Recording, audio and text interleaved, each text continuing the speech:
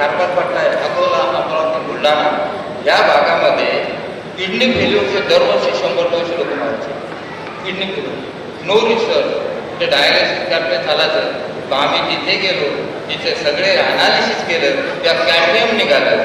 कॅडमियमचा स्फोरक खत आहे ना, आपण शेतात लागतो स्फोरक खत. स्फोरक खत हे गंगेच्या खडकापासून तयार होतं आणि त्याच्यात कॅडमियम होतं. आणि ते कॅडमियम मग त्याचा प्रश्न आला, ह्याच भागात हे केलेले आहे खारपाट पट्टे आहेत ते कॅडमियम पाण्यात जातं.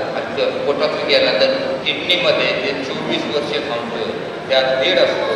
त्याच्यावर आम्ही संशोधन केलं, हे प्रिव्हेंट कसं करायचं.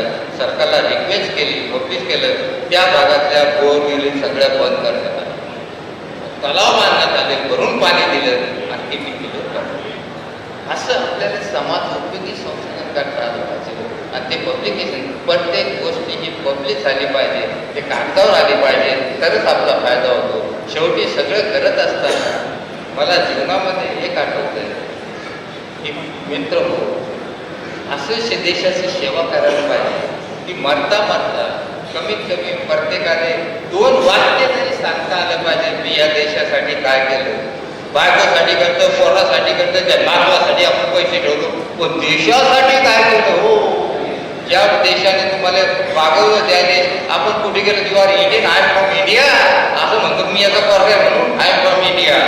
त्यामुळे या देशासाठी काय केलं हे आपल्याला सांगता आलं पाहिजे.